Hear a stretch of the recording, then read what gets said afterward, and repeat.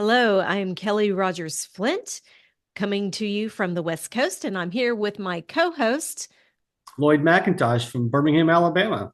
And this is The Rough Draft, a writing podcast.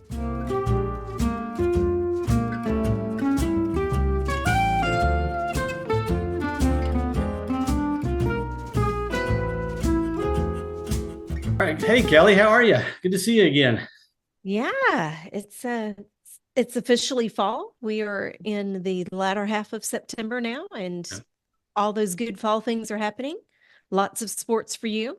Yep. Lots of sports covering football Friday nights and a lot of other stuff. Now, I'm sure you're busy with theater reviews too, right? Yes, theater seasons often run on the school year as well. So Yep. new seasons of theater opening up, lots of shows happening. Good stuffs. How have the quality of the shows been so far? I'm sure you've seen probably about four by this point.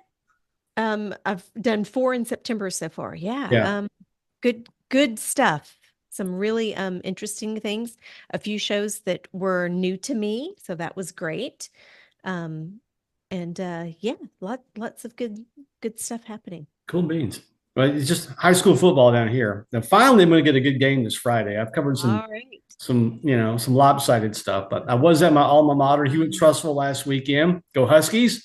They pulled a Nice. good one against Hillcrest of Tuscaloosa, so that was a lot of fun. Yeah. Well, I'm from Mortimer Jordan High School Mm-hmm. in Morris, Alabama, and we were not known for our football prowess when I was there. In fact, our principal used to always say, "We never lost. We just ran out of time." I think you had a good coach though. Wasn't Larry Ferris there at the time? Or was he? I think he moved to Not when I Irwin. was there. We did. I did go to high school right after the era of, maybe you heard of Peter Tom Willis, who was a Yeah. quarterback at Florida State and then did play pro for just a little bit. So that we had one year that we went to, or a couple of years maybe, we went to state and were kind of good, but mostly not so much. Our listener in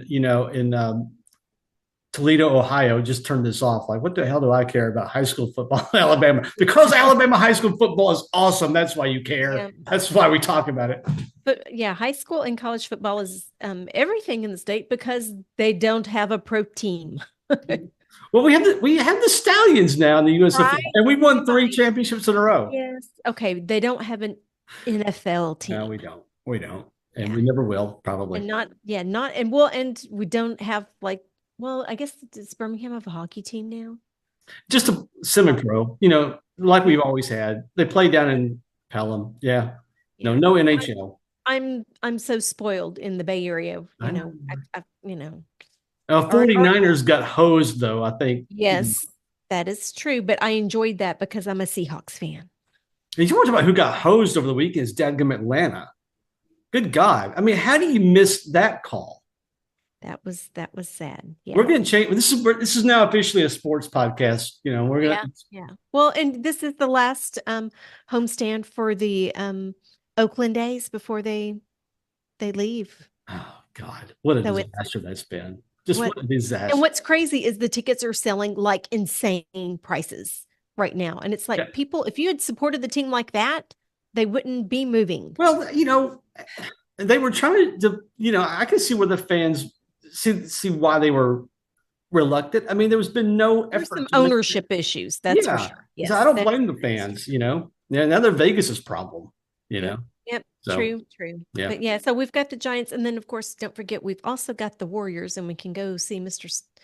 Steph Curry play some I know. fabulous basketball if you I like know. that sort of thing. So I know. we have an We do abundance of now. rich. I will say the Crimson Tide basketball program looking really good. Grant Nelson's back. We got some. It's going to be a good team. We think my future son-in-law is a big. He thinks they're a national championship team this year. Interesting. Yeah. So welcome to the Rough Draft a Writing podcast. So we'll move on here, I guess. Oh, we need to talk. Oh, sorry. Go ahead. No, Sorry. that's it. What is it? I was going to tell. We've got probably the best. We've got the best guest coming Coming on. up. A little Yes, bit. in the next segment. Yes, we do. Next segment we have very well-known writer, sports writer in Alabama and Tennessee. He's also a novelist and a playwright now, a gentleman named Doug Segrest. And if you are from this area, you know exactly who I'm talking about. And probably if you don't, his name travels far. I've gotten to be a little bit of a friend with him over the years. And so we are excited to have him on later on in the next segment. That's maybe when we have sports on the brain too. So we're looking forward to talking to him. Yeah, I'm jazzed. I mean, he's a great guy. He's been really good to me over the years. I had a chance to interview him after he wrote his novel, and just a swell guy. So he's coming on shortly. But what do you say we jump into some wordplay? Yeah, let's get our stuff done so we can get to our guest. All right. So I may not even do my overused word. It's so ridiculous. So you go first. What you got? You've got some. Well, the word I want to talk about, I'm kind of listing it as both an underused word and an often misused word. And the word is traipse. Mm-hmm. So the definition says to walk or move wearily or reluctantly. Wait, really? Wearily or reluctantly? Exactly. And I think most people use it more as a synonym for like meandering or roving or roaming and wandering and has much more of a positive connotation. Yeah, there's a flamboyance that I would normally. Yeah, that's how we use it. But apparently not. But it's more closely akin to plod. The one thing is that it does have the bit about oh gosh, sorry. I had a note here about that. It's about walking idly without finding or reaching one's goal. And so I think that's where we maybe think of it more as wandering and have this like idyllic, through the field of wildflowers kind of idea. But the dictionary tells us that it also includes this wearily or reluctantly type of attitude toward it. I'm stunned. I'm stunned by that. So I will. But I don't like it. I don't like it. Well, I really don't like this definition. I say screw this definition. We just use it the way we want to use it. So it comes from the 16th century, and it's a variant of the word trape and also akin to the word tramp. Really? So that if that connotation of someone who is maybe a bit aimless and moving from area to area, perhaps getting moved on. Yeah.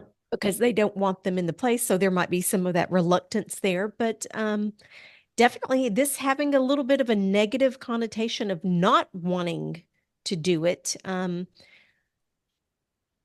am flabbergasted. You were flabbergasted last week. Yeah. I'm flabbergasted by this definition. So, yeah. So I'm not exactly sure to make of it, but I will definitely pay more attention when I feel like using the word traipse. And if it doesn't feel right, maybe I go with more of a meander. I like I said, I'm like, you know what? I just disagree. Okay, well, you can take it up with the Oxford English. I intend to. My next call on my cell phone is going to be Mr. Oxford. What are you thinking, man? But this is my whole point of a lot of times we think we know what a word means. And then when we actually look at the definition, it's like, Yeah, but that's an interesting point. Have we used it incorrectly for so long that now the actual meaning has migrated? That's what I was just about to say. Is oftentimes we find that often words change meanings over these. That this one they're still sticking to that old definition. I don't think anybody would ever use the word that way. Mm-hmm. They use it the way we're talking about, a more positive connotation, a little bit more. Exactly, just like. The word bad can mean good now, right? It has for 50 years. For a long time. Exactly. Yeah. So maybe it's one of those words that's undergoing an evolution because. Well. But anyway, something to think about. Now, you sure you don't want to throw in one of yours? Yeah, well, okay. Well, I have two. Okay.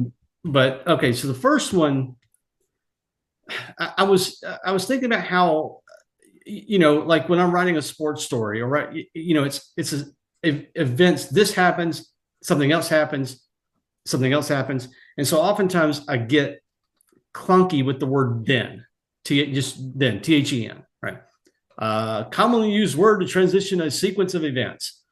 And I try to go back and rewrite it so I don't have to use that word because it does feel like a roadblock. And I went, so to test my theory, I went online, is like, okay, found some website about grammar, kind of like what we do. And they agree that then is overused. You really don't need it. You can you try to rearrange the word, the sentence, because and the example they gave was, I tripped on the dance floor, then fell flat on my face, then everyone laughed at me. When you can just say, I tripped on the dance floor, fell flat on my face, and everyone laughed, right? So it's one of those roadblock words, those hurdle words that can When you're break trying to the make rhythm. word count. Yeah, make word count. Well, in that case, We are paid by the word sometimes, people. yeah. So that's when it's instead of and it's as well as. I do that crap all the time. Or Yeah. they're also. I mean, that kind of thing. But no, but I've noticed. I've been It doesn't add a lot. doesn't add a lot, and it kind of breaks the rhythm. I think at some point you and I'll talk about some of our favorite writers, again, some more in the future, and how much it's as much music as it is writing, because you find a rhythm and a cadence. And I think that word can just kind of, it's like a note you don't need. It's like, some bebop jazz guy who's kind of in the lower level of the tier there, and he's just blowing notes because he can, Yeah. If anybody's hearing that, I was pretending to be a Yeah. saxophone player. Yes, I think it is definitely something that happens when you write and then don't go back and read what you wrote. Yeah, and exactly. especially you don't read it out loud, because it doesn't, it's not a pleasant thing to the ear. So at again, least not all the occasions we tend to use it. Yeah, so I think the word that was my overused word, is it's just not necessary in writing. Good one to keep an eye out for. Yeah. Just don't need it. So that was it on that one. I don't have a whole lot to say about it, except just don't use it too much. So back to you, Kel. Okay. Again, I have an underused / misused phrase this time, and it's ad hominem. Mm-hmm. Okay. And again, it's one of those where I think people use it where they think they know what it means, and they might not really know what it means. So ad hominem is actually a shortened form of argumentum ad hominem. And so this is when an argument or a reaction becomes directed at the person rather than their position or point of view that they're presenting. Really? So when people are having a discussion, and then all of a sudden you attack the person that's speaking rather than what they're saying when you disagree with what they're saying, that's ad hominem. Really? And that's not how people use it. No, not at all. It never would have crossed my mind. So it's Latin, and literally ad hominem means to the person. And so argumentum ad hominem means now you're taking the argument to the person rather than to the point, to the fact, or whatever is being debated. Gotcha. So that. Sorry, go ahead. So I just thought that's one that I would like to see used correctly, and actually hopefully see a lot less of, because I really don't like it when a debate, this is when it turns to personal attacks rather than debating the point. So what's the right term then? The term is ad hominem. It's just that people use it. I think people use it sometimes to think a continuation rather than signifying that it's a change in the argument going to the person. Yeah. Okay. They're like, oh, you're just going to continue this ad hominem, like you're just going to keep saying the same thing. And it's like, no, it's a change in the argument, going from arguing a point of view, a perspective, or a fact, or whatever the debate is about, to attacking the person who's presenting the other side. Right. Huh, interesting. Okay. So learn something new. Latin doesn't lie. I'm not going to take exception there. I think they're wrong about traipse, but I'll leave that one alone. Yeah. Well, the traipse did say that the specific origin was not known, but they kind of like kibosh last week. No reason to take it out. Anyway. Yeah. Okay. All right. Well, that was fun. my last word, I call it an underused word, but I think maybe, I don't know if I'll use it as a misused word, but I think it's a different way you could use it. It's the word blithering, which I find kind of words like that just a lot of fun. But most times you would say blithering and then idiot or blithering fool or something like that. So it always, something derogatory for sure. yeah, exactly. It comes, but it just means to talk nonsense. That's all it means. It's just looking at some of the references online. Comes, I think the origin is around the mid 1800s. To blither, talk nonsense, a Northern British and Scottish word for that. And so there's really no reason to say, again, a derogatory term after the word. That's the only time we really ever hear it. And so, I was playing around with it today and wrote a sentence and thought this could be kind of fun. So my idea was, okay, the meeting was hijacked by a blithering new manager wearing a short sleeve shirt with a paisley tie who constantly interjected and rambled off topic until no one could remember what the heck we were talking about in the first place. So again, it could be a fun word to use. Yeah. I could see this useful in a theater review because that is a character I know in many, many plays. Oh, it's a guy I knew at a job I had. And it doesn't necessarily have to be an idiot. It's that word salad that happens sometimes to some people on a frequent basis. Yeah, but I thought of the short sleeve guys. That was a guy I worked with at a job that he wore a short sleeve shirt and a tie. Well, I will see if I can find a blithering character to refer to in one of my upcoming reviews. And I think that's a great challenge, is to use that word, but maybe not find something. I mean, a perfectly fine person could be blithering, and it doesn't have to be. I mean, I even use kind of a negative stereotype just then, but I mean,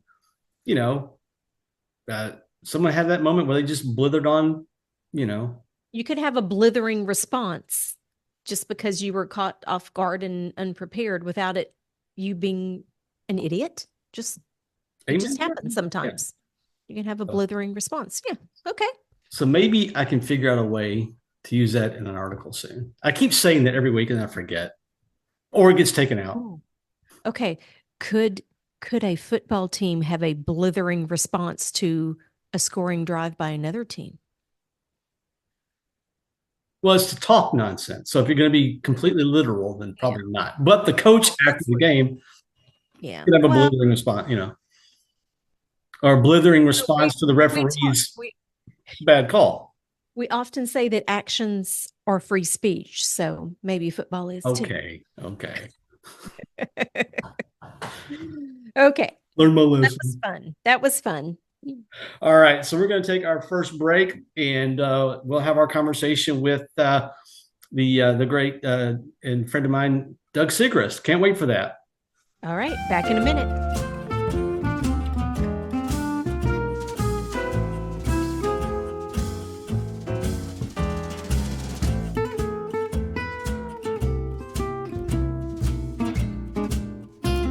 And welcome back to the Rough Draft, the writing podcast. Loyd McIntosh with my co-host Kelly Rogers Flint. And Kelly, great first segment. We always enjoy our wordplay together. Absolutely. Yeah. Well, I cannot tell you how excited I am for our next guest. We've done, this is our 7th episode. And our fan will be giddy as well over our guest. We have Doug Segrest on the show today.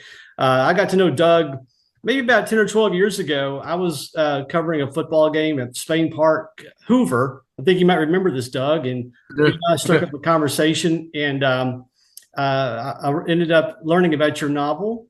But so he and I have been friends for about 10 or 12 years. But let me introduce you to him real quick. For those of you who don't know Doug, he's a longtime sports writer from Alabama. He's also a novelist and a playwright now.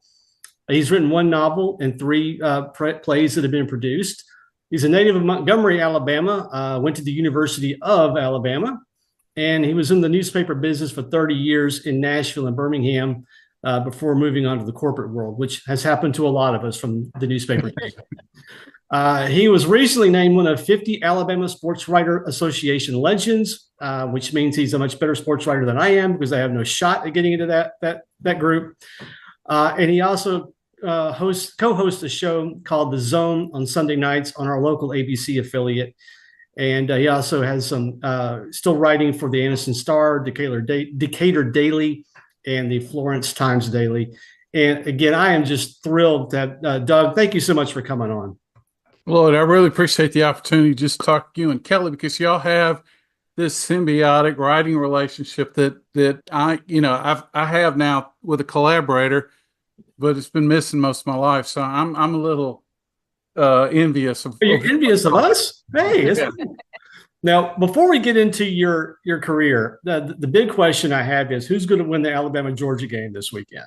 Okay, Alabama's going to win because I picked Georgia. So that almost guarantees it. That's like the one game I haven't gotten right in the last 10 years. And every time I pick Georgia to win, Alabama wins. When I pick one time I pick Alabama to win the national championship game, Georgia wins by 28 points. So I think Alabama fans should feel good. Well, hopefully I'll be able to get this podcast edited and posted before the game on Saturday. If not, I'm sorry. You're going to you hear it after the fact. But seriously, Doug, thanks so much. Let's start back, and then I'll tell you what. Why don't we talk about what you're doing right now? Because I know that's probably what you're most interested in. You become a playwright, and you have a play being produced right now. Is that correct? It was produced back in July. It's called "Hooray for Harrywood," and it's about these kind of the first generation of Hollywood legends, both in front of the screen and behind the screen, who took Hollywood to where it became the marketplace of dreams, and now they're kind of out to pasture, and it's kind of their lives trying to save the day because they're about to lose their house.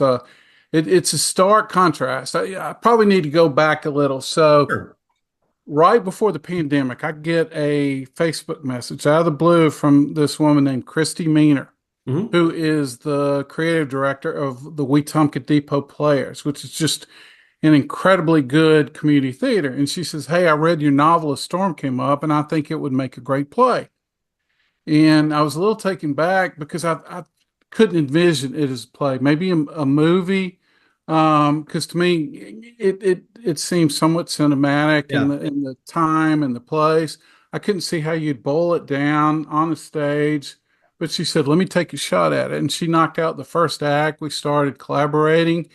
We finished it. We entered it in some competitions, and I think nationalist and won, and then took it on the road. They've got a bunch of different levels of community theater and regional theater competition, and we got to nationals with that with a pared down version. But I was hooked from the moment on because you can write a novel and you really don't know what anybody thinks about it. But with a play, we sit in the back row and we watch how people respond.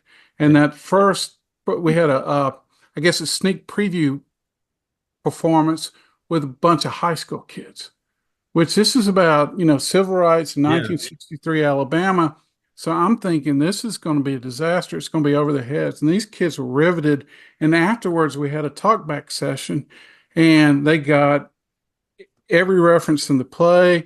They understood the context. They knew the characters, and they were just asking these really profound questions that I never expected. And at that moment, I knew this is what I'd like to keep doing because just to see the crowd, hear the crowd, and see your words come to life on stage. It's just, there's nothing like it. Kelly, I'm sure you've got some comments about that, having been in this world, Yeah, I think a lot of people don't understand the process about how a show comes to life, and they think it's like written and then performed, and they don't understand the evolution and the ability to fine tune and make changes as it moves from each level closer and closer to, eventually if it's going to head to Broadway or West End in London or whatever. And it's such more of a symbiotic relationship with your audience. And novelists don't get that. There's this, what lands, what doesn't land, what did they need more of, what's, or what's too much, where do we need to edit? And it's a really interesting thing to watch something go from its first draft all the way to when it makes it big and then gets kind of set, and the way the script would stay there on out. It's really fascinating. Why don't you talk about the novel first of all? Because I think it's a great place to start. A Storm Came Up. I read it, of course, and really enjoyed it. And I know what you're saying. It did seem like I could see it as a movie first. But you talk a little bit about where that book came from. Yeah, and I don't want to overstate. This is so good. This would be, a Hollywood blockbuster. But I'm just the way I envisioned it. I can see the characters and stuff. So it was probably like my fifth attempt at a novel. I wrote short stories. High school, did the literary magazine thing. Took creative writing at Alabama, but soon kind of settled in the newspaper world. So I was stuck in Fayetteville, Arkansas for a week because of a snowstorm. I'd gone out to cover an Alabama-Arkansas game. There's nothing to do. Well, now there's a lot to do in Fayetteville. Back then, there was nothing to do in Fayetteville. So I'm stuck in this hotel room. The Winter Olympics are on, and I just start writing. And what had intrigued me, I think my dad had just passed at that point. And one of our last conversations when he was lucid, it was about 1963. He was head of the biracial committee in Tuskegee as they tried to integrate the schools there. There were Birmingham, Tuskegee, and Huntsville all tried to integrate at the same time. And Wallace came and shut it down. I knew the history, and then flash forward maybe a year after that, there were two Alabama football players whose parents were supposed to be classmates in that 1963 class, one white, one black. And I instantly recognized this is a killer story, but neither one would really talk about it. So 40 years later, the wounds were still fresh. They couldn't get to talk about it. So now I'm stuck in this hotel, and I decide I'm going to take three innocents and put them in the middle of this and just see what happens to them. And that's the genesis of the book. We call the town Takasaw instead of Tuskegee. The only real character there is a guy who's modeled on my father, but everything else is just fictional based on real life events. And the writing really came quickly. I knocked it out, and I probably had half of it done before I went back to Birmingham. Really? Yeah. And then, the rest of it, I finished when I would get stuck on the road again. And then the problem, as y'all both know, comes to how do you sell it? Well, I've got a cousin who had a lot of success. She hooked me up with a New York literary agent who said, listen, I like the book, but by the time I got around to pushing it, it's the magical year 2008. And she basically says, right now, and it may be in 2009, but she says, I need fantasy. I need werewolves. I need, Jane Austen, the Pride and Prejudice and zombies. I need something that's more than just Southern history to sell right now. She says, I couldn't sell Kill a Mockingbird right now. Mm-hmm. So I got really frustrated, put down for a year or so, and then actually got a call from a small book publisher and said, hey, we'd like to look at this book and then talk to you. They went out of business. Then another one called me out of the blue, and I honestly think Don Logan, who was owner of the Barons at the time, I'd asked him to read it. I think he made a call, but again, that kind of fell through. And I don't have a lot of patience. I'm not good at selling myself. So at that point, I just said, I'm going to self-publish this. And, I got my money back pretty quickly, but, I still rue the day that I didn't go through with a legit publisher, because I think it could have been really something. Yeah. And you mentioned To Kill a Mockingbird. I know that's Kelly's one of Kelly's favorite books. I mean, she's already talked about that several times on the podcast. But you also, of course, the book was about athletes, so you used your sports writing skills. Why didn't you focus on high school athletic, high school football as the kind of the catalyst of it? Well, because I go back to so those two parents, and one was a football player, and the other one was a cheerleader at the black school, and so that kind of pushed me together. And I remember my dad would tell me about how when he was a kid, they had this big, almost semicircle driveway, and in Tuskegee, and on Saturdays, all the black and white kids from the neighborhood. We're talking about 40s and 50s would come and play football, but as they got older, there was kind of this magical line that started to separate them, and they'd go their separate ways. So I thought this is a great opportunity to not only integrate the school, but the coach has vision of integrating the football team. And so these two best friends at birth, one black, one white. The black kid's grandmother works for the white family, so they've always been really close, but they never gone to school together. So this is their excitement about playing football together. But it's really a lot more than football. I've got a few practice and games in there, but it's really more about just the pain everybody went through, during the civil rights movement. And to be honest, when it came out in 2011, it just kind of felt like ancient history. Well, now when I go back and read passages, and I saw this with the play, it's very contemporary just because all the craziness going on, in America. So I fell in love with the subject, just wanted to put my own spin on it. And it was just easy to write. And then actually, once we produced that play, we got commissioned by the Freedom Writers Museum to do a short one-act play on the freedom rides that was like live streamed to all their donors.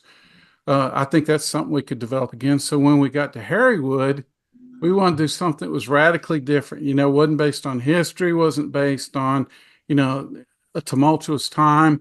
And I don't even remember how we came up with this subject, but we both love classic movies. Turner Classic Movies are kind of my background, the days I get to work at home. And that's how we ended up with that. Very cool. Yeah. Loyd forwarded me a copy of that. I'm about 2/3 the way through it. And it, the Hooray for Harry Woods really has that feel like you're stepping back into that era. It reminds me a bit of the play, You Can't Take It With You. I can almost imagine the transatlantic accents that and the flow of the people in and out of the rooms, and it has that same vibe.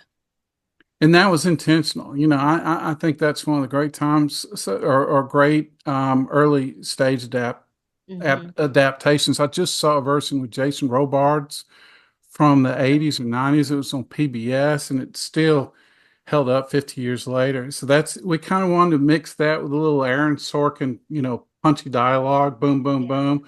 And what I learned, it takes about 3 weeks once you start performing to really have the timing down.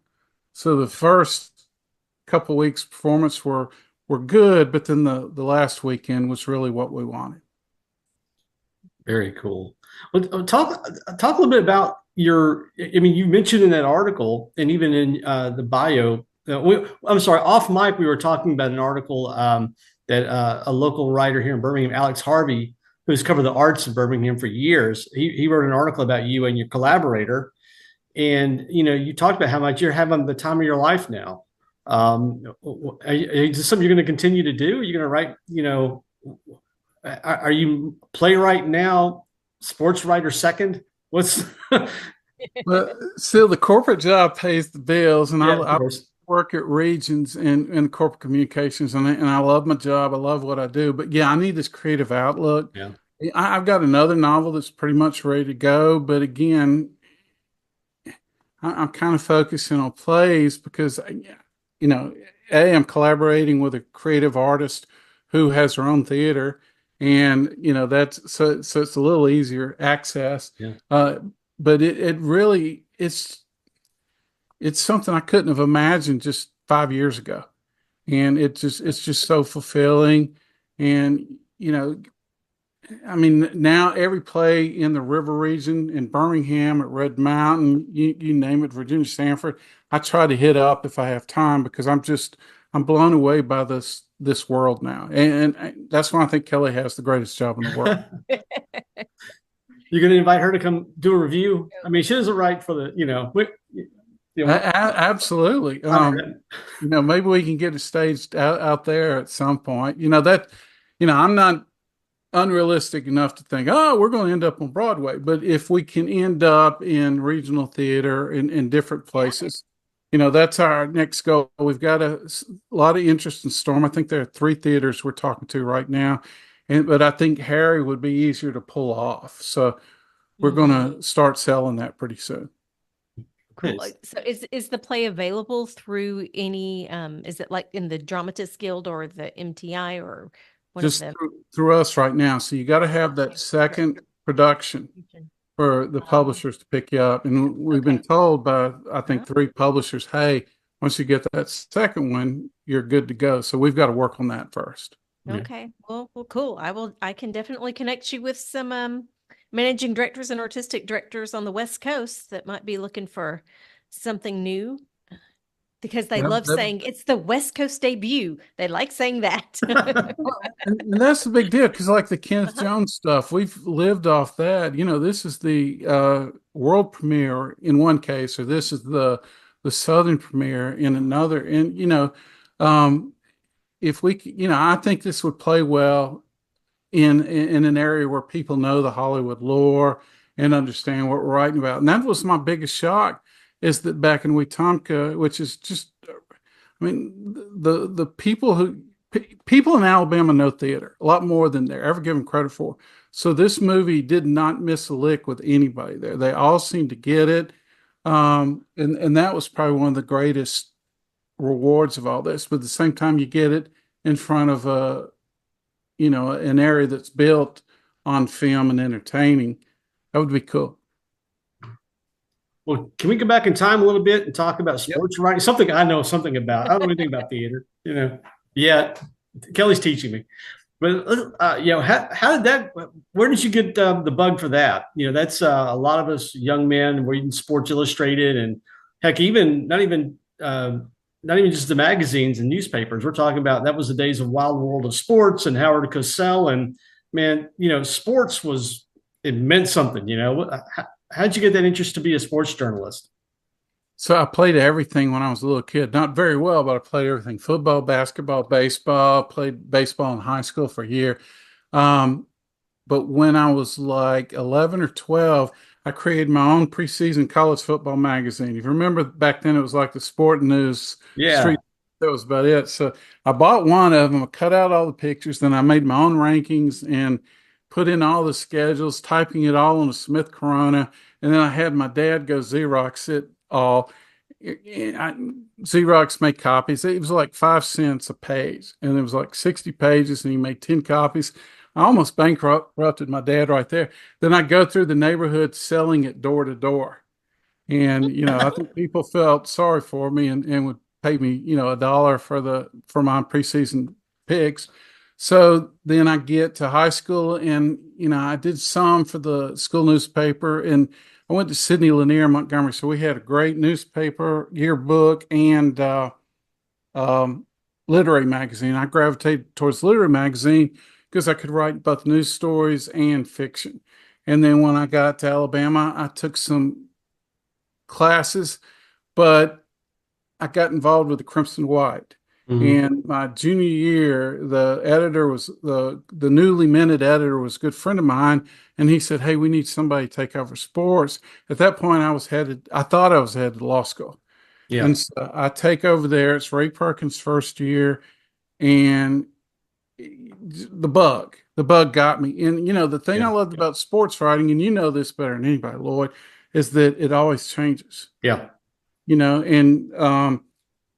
I covered state politics some for the Nashville Banner, and their lines are drawn, and with, when you're reporting on sports and you're trying to get a big story, everybody's trying to keep you from getting that story. It's not one side against the other, and somebody will give you a hint. I mean, you're kind of fighting tooth and nail. And so I love that part of it. I can't say I was a great beat writer compared to, the Cecils, Hertz of the day, and the Ray Malicks, John Solomons, Kevin Skarbinskis, but I love telling the storytelling aspect. Yeah. And again, I thought sports had the biggest avenue for that.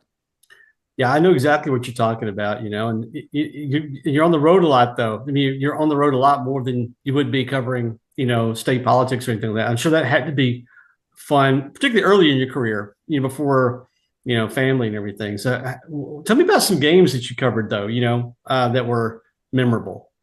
I started out covering Tennessee. And so that first Sugar Bowl, if you remember, they I'm trying to think, 85. I mean, I'm right out of college. Yeah. I'm getting to cover that Sugar Bowl team with Tony Robinson gets hurt. Daryl Dickey takes over, and they're the hottest team, win the SEC. And so I got to cover them for 7 years. Had a love-hate relationship with Johnny Majors. And then I came back home. I was sports editor in Decatur for about 18 months. We kind of rebuilt their brand there, and then came to Birmingham News, and I was on the desk a year and then got to cover Alabama right after the 92 national title. So they're still good teams. Yeah. 93, 94, 95, 96. But I got to work with some really good people on the beat within the, university community. I'm still friends with Sarah and David Patterson. I probably need to reach out to David Hobbs, talk to Wimp every once in a while. Yeah. So you could kind of keep your distance, but still cover a lot of good things. And just so I can let everybody know, we're on a shoestring budget, which means no budget. So we're on the free version of Zoom, and we have about 6 minutes left before they kick us off. So I just want to give everybody the 6-minute warning here, But no, it's really fun. That was a great era for not only for sports, but the Birmingham News still had a lot of, some of those old guys hadn't quite retired yet, like Clyde Bolton. And then I think Tom Ehrenberg was a sports editor at the time, wasn't he? He was. Jimmy Bryan was there. Yeah. And then, one of our correspondents was Al Browning, who was legendary at the Tuscaloosa News and Knoxville Sentinel. So, yeah, it was a great place to be mentored. And that was a great building because the Post-Herald was in there too. You had two competing papers, but you shared a building, and it seemed like there was just a lot of dynamism between those two papers. I never could get in the door. I did a little bit of freelancing, but I couldn't quite crack the door yet. I wasn't quite old enough, I guess. Well, things have changed. I mean, today you would be running, a newspaper the size of the Birmingham News. But back then, I mean, there was a pecking order. It took me 7 years working in Nashville and then being an editor in Decatur to even get them to look at me. I don't think people realize how good both of those papers really were. Very good. Yeah, you could not graduate from a university here and just walk in the door with an interview. No. I mean, you couldn't do it. Yeah, there's a few exceptions. I think Alec Harvey may have done that, but he'd also interned with them, and he'd written for them, again, stringing in high school, and maybe Carol Robinson did that, but everybody else you had to go out and pay your dues somewhere. Yeah, that's what I did, Right. Which, Loyd, that ties right back into the play he was talking about, Hooray for Harry Wood. He includes characters that work for the newspaper, including one really young guy who's hoping to get a big story so he can get off the obit desk, right? That's the goal of everybody. Yeah. And that was a great fun, and the play was including that kind of, again, that's kind of a nod to His Girl Friday. And so we had 3 phenomenal actors playing those roles as well. Yeah.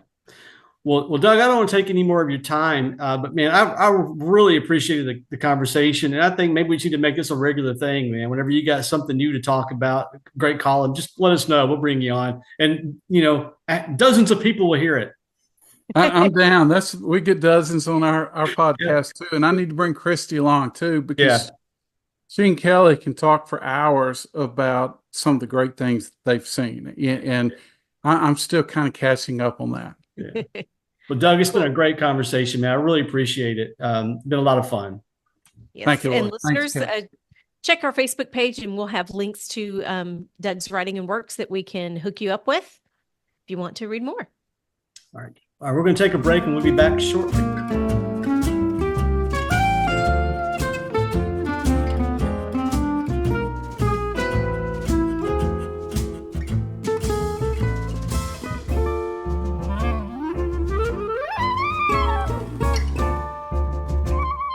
welcome back to the Rough Draft. I am Kelly Rogers Flint here with Loyd McIntosh. And what a great convo we just had with Doug about his writing adventures through the years. Yeah, I expected to spend more time talking to him about his sports writing experience, but boy, he was really jazzed about the theater world right now. And I'm glad to see that. I'm sure y'all are going to connect a little bit more later, probably. Well, it's new and exciting. I'm sure that's part of it.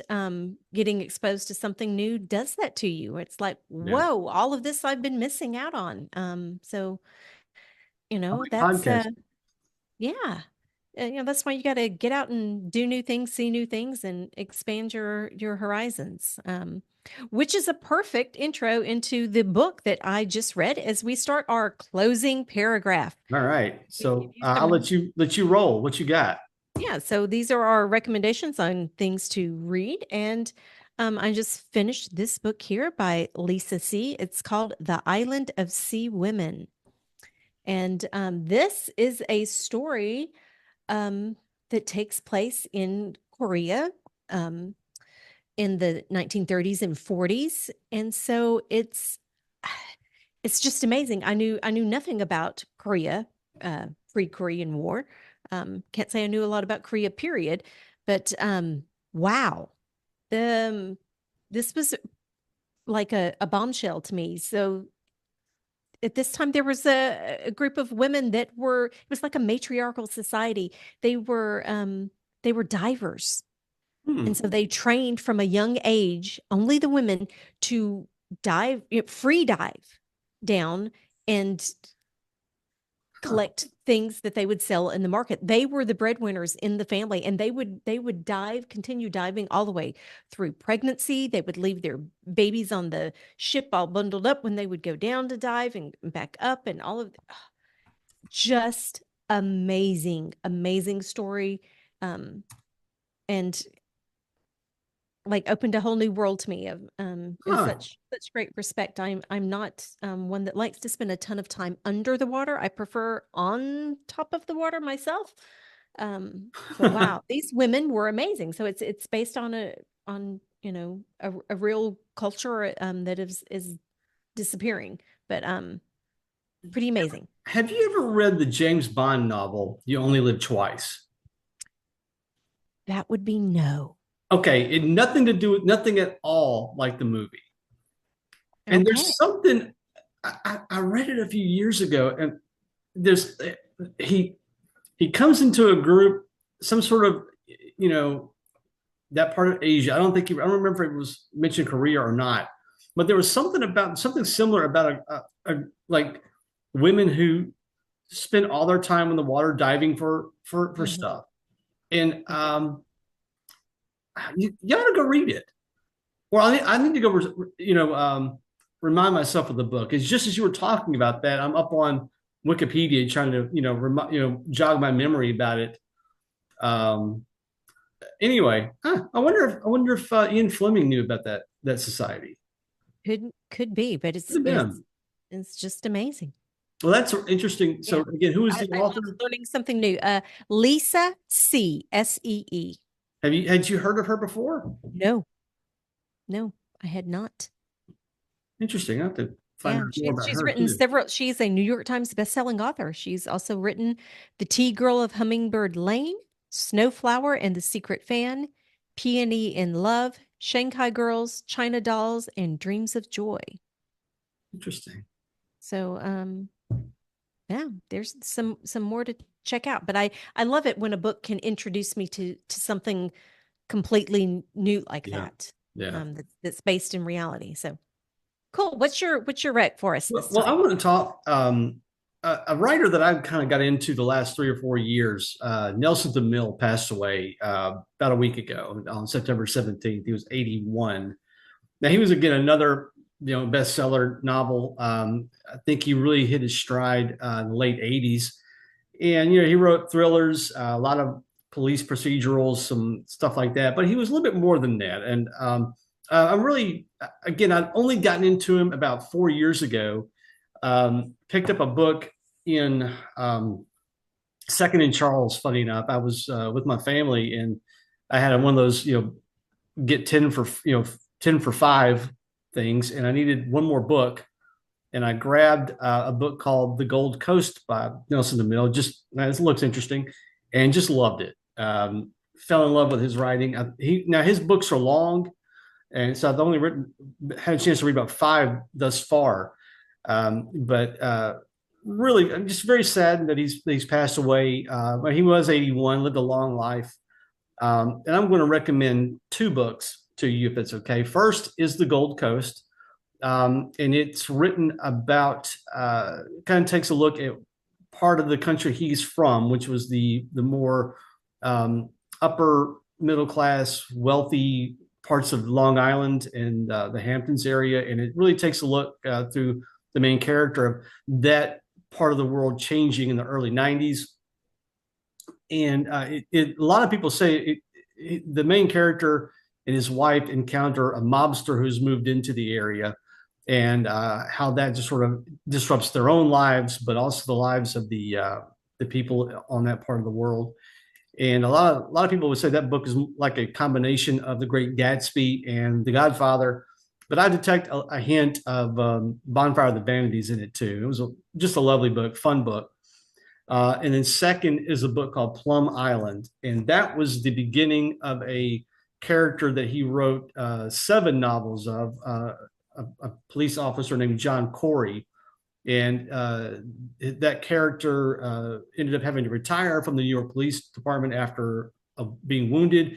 And in the second, through all the rest of his novels, he becomes an anti-terrorist, working for the government as a specialist in that world.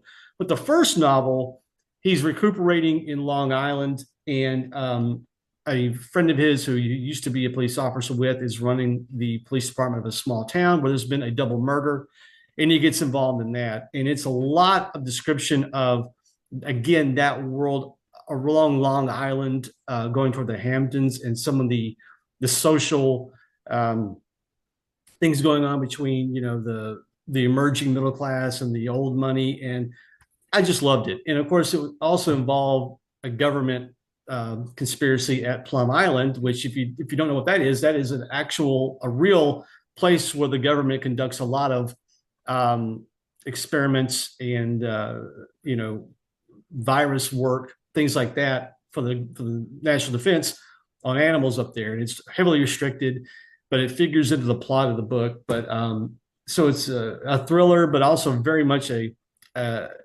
opened up a world to me that I didn't know much about. We think we know Long Island and the Hamptons and all that stuff, but it was just an interesting take on that community up there. And I would definitely recommend Plum Island, and again, the Gold Coast. And again, Nelson DeMille passed away at 81 last week. So very saddened for that, because I was just getting into his work, and he was still writing. He was collaborating with his son on some novels. I had read a book that he published recently, not too long ago, a caper coming out of Cuba, called The Cuban Affair. It was only published, I think it was one of his last ones he wrote by himself in 2017, but he was still active, and hate to hear that. Anyway. Yeah, always sad when we lose a writer, especially when they probably have some good stories left in them to tell. I think he did. I heard a podcast with him a year ago, and he sounded great. He was talking about collaborating on a lot of work with his son, and he sounded healthy. He was about 79 or 80 then when I heard that podcast, about a year and a half ago, really. So there was really no indication that he was ill, and felt like he had a lot more years in him. And, some of my favorite writers are at that era now, like, James Ellroy's in his late 70s, and, he's still pumping things out. And, I hope he makes it to 100, Yeah. Anyway, so that's it. What else you do? What else you got coming up? Tell us about some theater. Well, I'm actually skipping out for a little vacation down to LA, down to Dana Point, to go to a music festival. Hear a little Pearl Jam and Crowded House, so that will be fun. But when I get back, I am super excited. I will have my first review at one of the big theaters in Berkeley called Shotgun Players. And so I am super excited about going to see their production of Choir Boy. This is a new work that's been in development. I have seen it before. I saw it in Seattle. but it is it's a good show. It's a really good show, and I can't wait to see what they do with it. And looking forward to that. And then I can't even remember. I've got several lined up in October and such, and I can't wrap my head around that it's almost October. It is, isn't it? 25th. Yeah. Yeah. So what have you got coming? Lots of sports, covering high school football, doing really well with that. And several magazine articles locally just came out, including that magic show that I reviewed. All right. If you're listening, reviewed in air quotes, that came out in a local magazine here, but mostly just newspaper work. I've been really busy. It's all been very good. So trying to hang on, man. The deadlines are coming fast and furious. It's hard to keep up, but that I'm saying that like it's a bad thing. A lot of out of work writers right now, so I'm not complaining. Yeah. So. Well, cool. Nice to stay busy. Yeah. Well, Kelly, I guess we should wrap things up unless you have anything else. No, just remind people as usual, they can reach us at our wonderfully long email, the rough draft, the writing podcast at gmail.com. If you have any questions, comments, or suggestions of things you want us to discuss, we'd love to hear from you. Just let us know you're listening. Just, that'd be good. Just let us know. Hey, that's right. There was you ever see that movie, That Thing You Do? Do you remember that movie? Yes. There's that great scene where the band is playing at that pizza parlor and that character actor is like, when are you going to play that song?